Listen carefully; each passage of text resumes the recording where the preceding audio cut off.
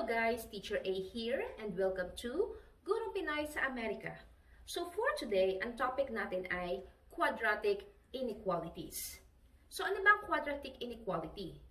So ang quadratic inequality ay para rin quadratic equation. But then, instead na equal sign na makikita mo, ang mga symbols na ginagamit ay pwedeng greater than, less than, greater than or equal to, or less than or equal to. So, etong mga symbols na makikita natin sa quadratic inequality at of course, ang highest exponent niya ay 2. So, ang first task natin ay, paano ba natin malalaman kung ang given ay quadratic inequality or not? So, meron tayo ditong 4 na given. I-check natin kung ang bawat isa sa kanila ay quadratic inequality or not. So, start tayo sa number 1. So, we have here x squared plus 3x plus 4. Okay, so this is not. Bakit? Kasi expression lang siya. Wala siyang equal sign or wala siyang any inequality symbol. So, expression lang ang given. Next, number 2. X squared minus 6x equals 9. Okay. So, hindi din siya quadratic inequality. Bakit? Kasi equal sign ang ginamit. Equation siya. Okay? Next, number 3. X plus 4 is less than 0. Okay, still, hindi pa din. Kasi, kahit na less than ang ginamit, ang highest exponent sa given ay 1. So, linear lang ang given. Hindi siya quadratic. Next, number 4. We have x squared minus 5x is less than or equal to 8. Okay, so quadratic inequality siya. Kasi, ang highest exponent ay 2, and then ang symbol na ginamit ay less than or equal to. So, ganun lang siya kasimple. So, this time, paano naman mag-graph ng inequality? So, eto yung mga inequality symbols natin. So, eto magsasabi sa atin kung paano natin i-graph yung ating inequality. So, kapag ang given ay greater than or less than, ang gagamitin natin ay hollow dot or open circle. Which means, doon sa number, doon sa pinaka-answer natin, gagamit tayo ng hollow dot. Ibig sabihin, hindi siya kasama sa solution set. Now, kapag naman meron siyang equal sign, so greater than or equal to, or less than or equal to, kapag rinaf natin yung solution, gagamit tayo ng solid dot or closed circle. Which means, yung number na yon ay kasama sa solution set. So, paano ba yon? Let's have examples. So, this time, i-check naman natin kung paano ginagraph ang solution ng inequality. So, example number 1. X is greater than 3. So, first step, hanapin natin si 3 sa number line. So, eto siya. Second step, i-check natin yung symbol. Ang sabi rito, greater than. So, anong klaseng dot ang gagamitin natin? Open circle or hollow dot. Kasi, hindi kasama si 3 sa solution. And then, third step, papunta saan yung arrow natin? So, sabi dito, x is greater than 3. Ibig sabihin, si x or any number na mas malaki sa 3, iyon yung solution.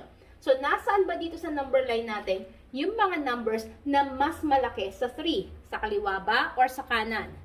Okay, nasa kanan. Therefore, magdodraw tayo ng line na ang arrow ay pointing to the right. Ibig sabihin, lahat ng numbers sa kanan, iyon yung kasama sa solution. Okay? Next, number 2. X is less than negative 4. So again, first step, hanapin si negative 4 sa number line. So, eto siya. Okay? Second step, i-check yung symbol. Ang symbol ay less than. Again, wala siyang equal sign. So, that means, ang gagamitin natin ay hollow dot or open circle kay negative 4. Next, third step, hanapin natin kung nasaan ba yung mga solution. So, sabi dito, x is less than negative 4. Ibig sabihin, mga numbers na mas maliit kay negative 4. Nasaan ba yun sa number line? Nasa kaliwa ba ni negative 4 or nasa kanan? Okay, nasa kaliwa. So, therefore, magdodraw tayo ng line ng arrow ay pointing to the left kasi yun yung mga solutions. Okay? Next, number 3. X is greater than or equal to negative 1. Again, first step, nasaan si negative 1 sa number line? So, eto siya. Second step, ano ang symbol? Greater than or equal to. Dahil may equal to, that means kasama si negative 1 sa solution, ang gagamitin natin ay solid dot or closed circle. Yan. Then, hanapin natin kung nasaan pa yung ibang solutions. Ang sabi dito, x is greater than or equal to negative 1. Mas malaki or equal sa negative 1. Nasaan ba yung mga numbers na mas malaki sa negative 1? Sa left ba or sa right? Okay, sa right. So, therefore, draw tayo ng line at yung arrow pointing to the right. Okay? That means, lahat ng numbers dito, yun yung kasama sa solution. Next, last number, x is less than or equal to 5. Again, first step, nasaan si 5 sa number line? So, eto siya. Second step, tingnan yung symbol.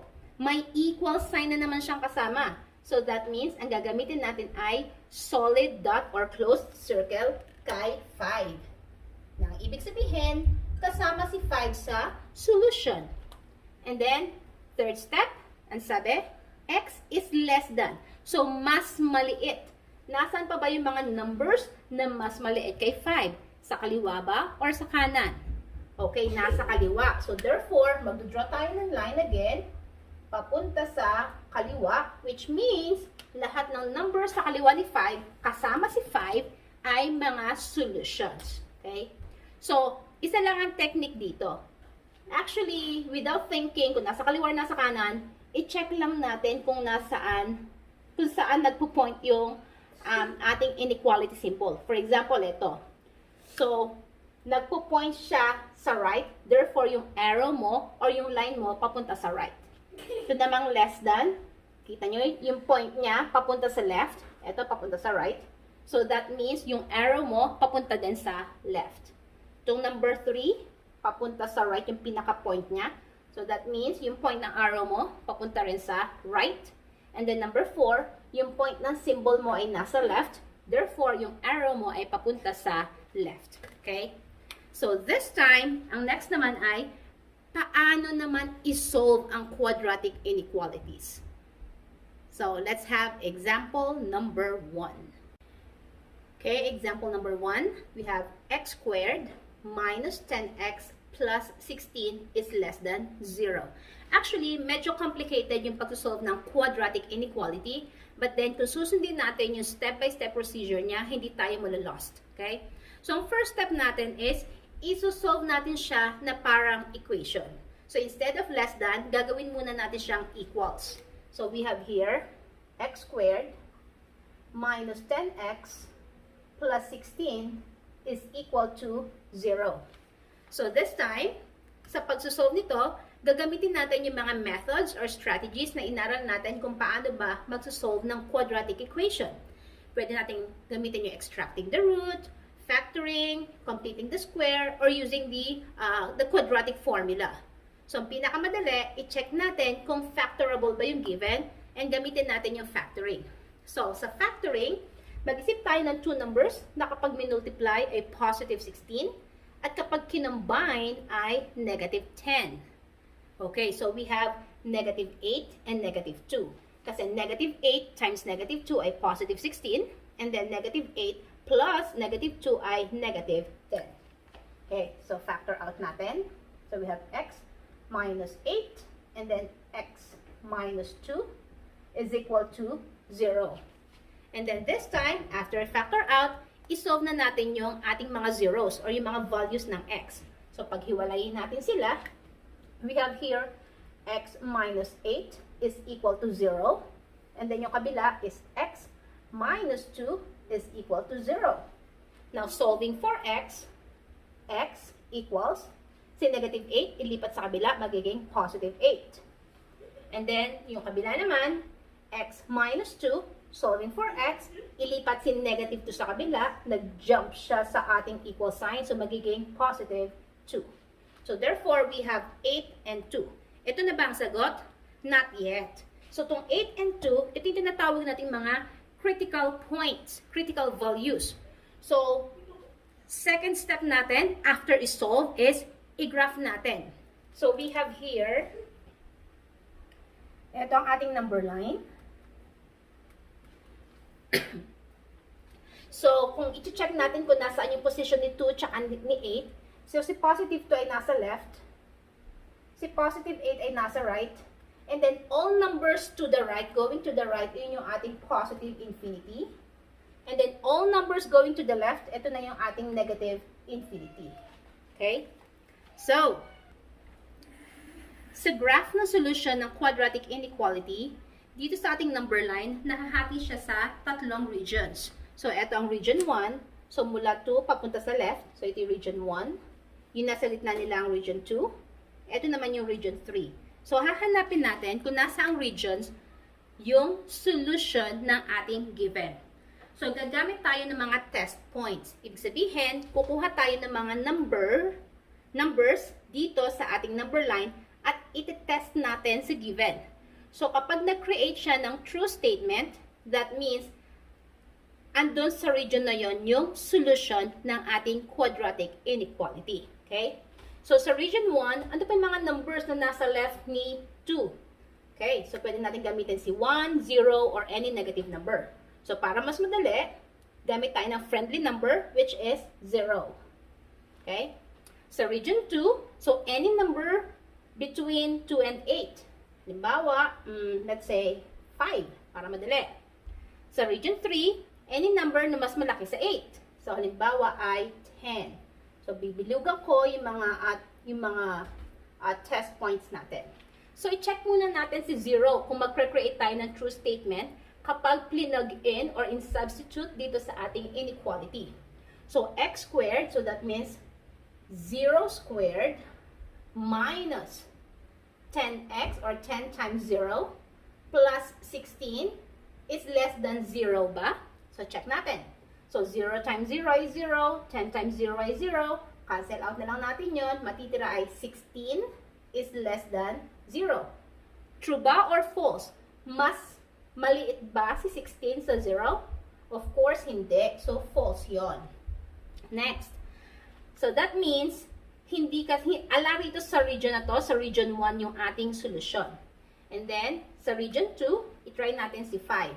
So, again, i-plug in natin. 5 squared minus 10 times 5 plus 16 is less than 0. So, check natin. 5 times 5 ay 25. And then, 10 times 5 ay 50. And then, plus 16 is less than 0 ba? So, 25 minus 50 ay negative 25. So, negative 25 plus 16 ay less than 0 ba? So, minus natin. 25 minus 16 ay 9. So, that's negative 9 is less than 0. Mas maliit ba si negative 9 sa 0? Yes. So, therefore, andito yung solution natin sa gitna.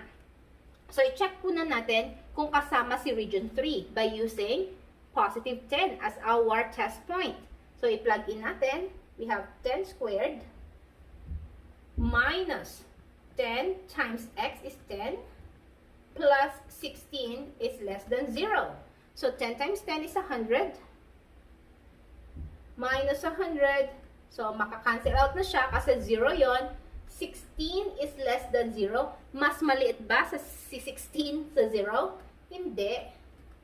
So, therefore, based sa ating solutions, paggamit ng ating mga test points, ang ating solution ay nandito sa gitna. Ayan. Andito siya. Okay? So, erase ko na muna to para malinis. Nasa region 2 ang ating solution.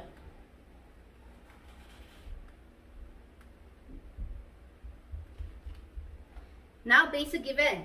Less than. So, that means, hindi kasama si 2, hindi rin kasama si 8. Okay? So, paano natin isusulat yan? So, erase ko muna to. So, therefore, ang sagot natin, based sa ating graph at sa pagsosolve natin using our critical points ay si x, eto siya, is mas malaki sa 2 at the same time, si x is mas maliit naman siya kay 8. Okay? So, paano natin pag-iisahin to? So, kopyahin natin si 2, mas malaki si x, mas malaki si 8. So, therefore, ito ang ating sagot. Okay? Example number 1. Okay, second example. We have x squared plus 3x is greater than or equal to 10. So, first step natin, ito transpose natin si 10 sa left side para maging 0 yung ating right side. So, we have x squared plus 3x, positive 10, nilipat, magiging negative 10 or minus 10 is greater than or equal to 0. Okay? Then, next step, gagawin muna natin siyang equation and then isosolve natin siya as quadratic equation. So, we have here x squared plus 3x minus 10. So, instead na greater than or equal to ang ating symbol, gagawin natin siyang equals 0. Okay? So, this time, again, kahit alin dun sa 4 methods ng pagsosolve ng quadratic equation, pwede natin gamitin. But again, the easiest is yung factoring. So, isip tayo ng dalawang numbers na kapag multiply ay negative 10 at kapag kinambine ay positive 3. Okay, so we have positive 5 and negative 2. Kasi negative 5, positive 5 times negative 2 is negative 10. And then 5 plus negative 2 is positive 3. So, therefore, lagyan natin siya sa parenthesis. So, we have x plus 5. And then yung isa ay x minus 2 is equal to 0. Next, so for x, find the roots. Paghiwalayin natin yung ating factors.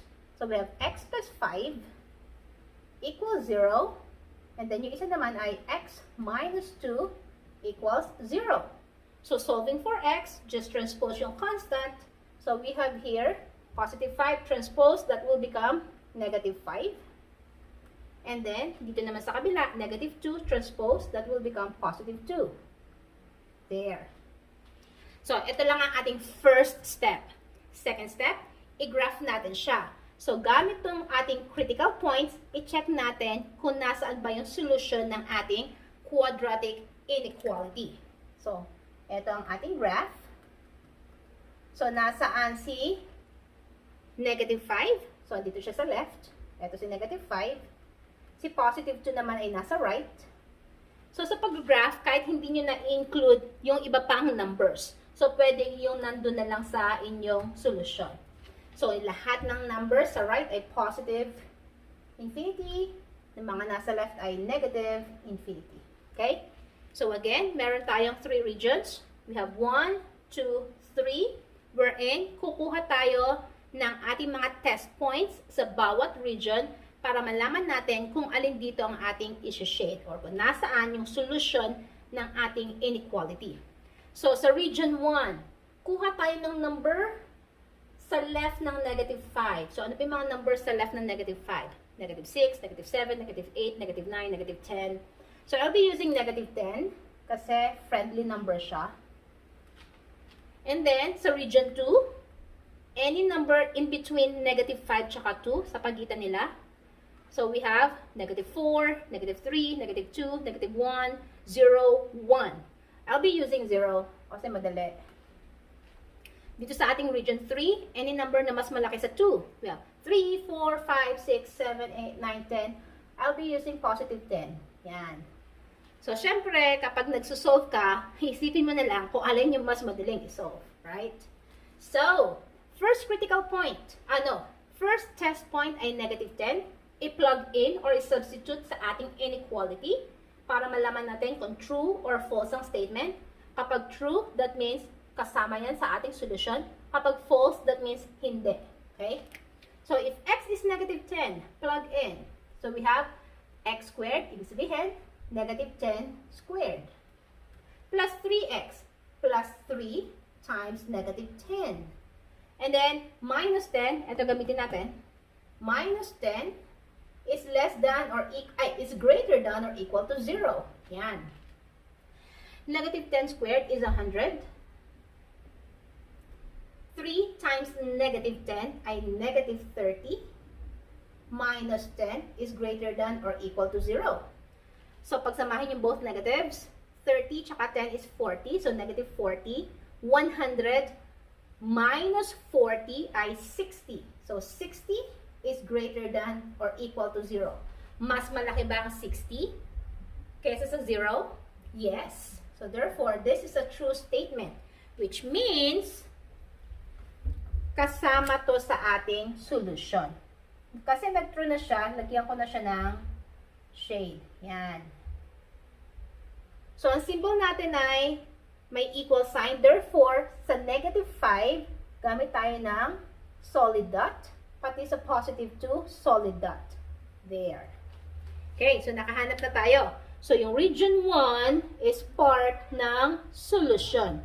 Which means, lahat ng numbers, including negative 5, papunta sa left niya, to negative infinity, kasama yun sa solution. Next, ang ating next test point ay 0. Plug in dito sa given. So, x squared means 0 squared. Plus 3 times 0, kasi x, minus 10 is greater than or equal to 0. Cancel out, 0 na to, 0 to, natirize negative 10 is greater than or equal to 0. Mas malaki bang negative 10 or equal ba siya sa 0? Of course, hindi. So, this is a false statement. That means, ang ating region 2 ay hindi kasama sa solution.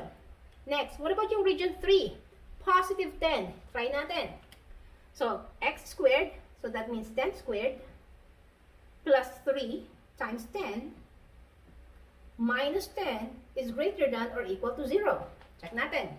This is 100. 3 times 10 ay 30. Minus 10 is less than or equal to 0. 100 plus 30 is 130. Minus 10 is 120. Is greater than or equal to 0. Tama ba? Mas malaki bang 120 kaysa sa 0? Yes. So, this is a true statement. So, therefore, si region 3 ay kasama din sa ating solution. So, therefore, may shade din tayo dito. So, iyan ang ating graph. Iyan ang graph ng ating solution sa given na quadratic inequality. Now, paano natin isusulat yung ating solution? So, ito lang yung graph. Paano natin susulat? So, based sa given, kung titingnan natin si given, dito sa ating graph, so yung x is equal to negative 5 and mas maliit siya sa negative 5. So, we have x ay mas maliit or equal sa negative 5. Based dito sa ating first region.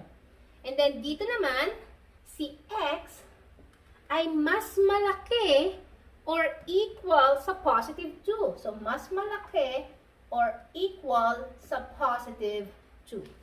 So, therefore, ang sagot natin ay x is less than or equal to negative 5 or x is greater than or equal to 2. Now, meron pang isang way ng pagsusulat ng solution and that is by using interval notation. So, paano ba yon? So, based dito sa ating given, ang arrow natin ay nasa left, nasa negative infinity. So, we have negative infinity and then negative 5. So, since si negative 5 ay solution, kasi solid dot siya, gamit tayo ng bracket. And then, union. Dito naman tayo sa kabila. Again, si 2 ay kasama sa solution. Therefore, gamit ulit tayo ng bracket. Then 2. Then, papunta siya sa positive infinity. Yan. So, pwedeng ito yung sagot natin or ito. Okay? So, that's it. Kung sa tingin nyo ay nakatulong ang aking video sa inyong lesson, kindly give me a like para i-share to ni YouTube sa iba at marami ring matuto ng quadratic inequality. And please consider subscribing to my channel, to my YT channel para lagi kayong updated sa mga videos na ginagawa ko. That's it for today. Paalam!